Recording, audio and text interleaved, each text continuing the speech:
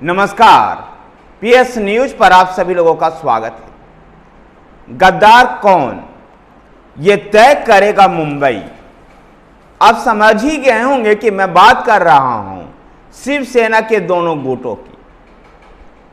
शिवसेना के दोनों गुट एक दूसरे को गद्दार कह रहे हैं।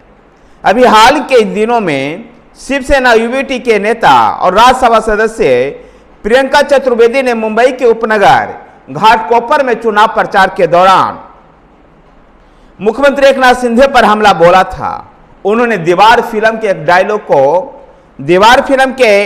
डायलॉग की तर्ज पर मुख्यमंत्री के सांसद पुत्र श्रीकांत शिंदे का नाम लेते हुए कहा, श्रीकांत शिंदे को अपने माथे पर लिखवाना चाहिए कि मेरा बाप गद्दार है।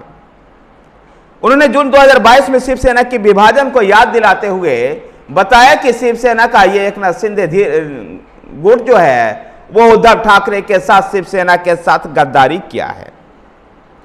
प्रियंका चतुर्वेदी पहली नेता नहीं है जो एकनाथ शिंदे और उनके साथियों को गद्दार कह रही है, बल्कि शिवसेना यूबीटी के तमाम नेता एकनाथ शिंदे को इसी तरह से उनके आड़े हाथों लेती है, उनको गद्दार साबित करने के लिए कहती है।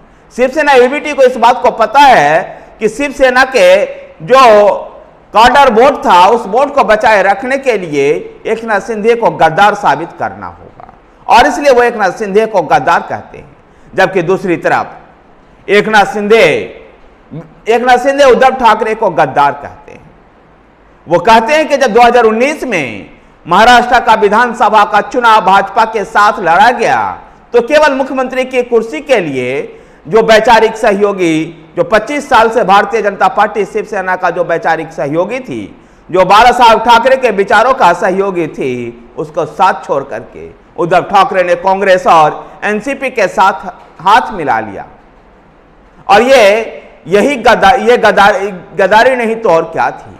मुख्यमंत्री एकनाथ शिंदे ने भी कई बार इस तरह के वक्तव्य दिया, या कि वो सीधे उद्धव ठाकरे परिवार पर कोई हमला करने से बचते रहे।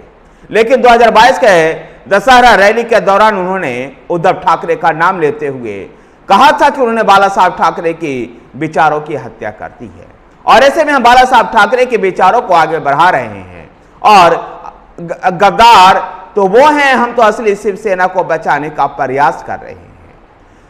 मुंबई और ठाणे की 5 लोकसभा सीट ये तय कर पाएगा कि गद्दार कौन है।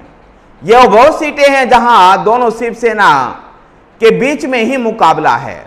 शिवसेना यूबीटी और शिवसेना शिंदे गुट के बीच में सीधा मुकाबला है मुंबई और ठाणे के 5 लोकसभा सीट पर, जहां यह तय हो पाएगा कि असली शिवसेना कौन है।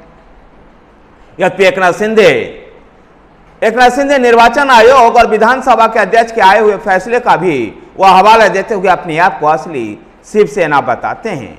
पिछले दिनों मुंबई में चुनावी जनसभा में प्रधानमंत्री नरेंद्र मोदी ने भी शिवसेना यूबीटी को नकली शिवसेना कहकर के संबोधित किया था, और उन्होंने कहा था कि जिस प्रकार से बाला साहब ठाकरे हिंदू हृदय सम्राट के नाम से जाने गए, उनके विचारों की हत्या उनके पुत्र उद्धव ठाकरे ने की है।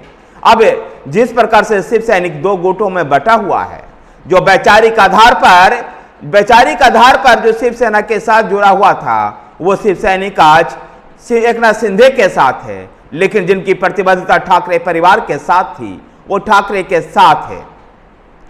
उनमें भी कुछ कंफ्यूजन की स्थिति में है। अब वो कंफ्यूजन मतदान के बाद ही तय हो पाएगा कि आखिर वो उन असली शिवसेना कौन सी है।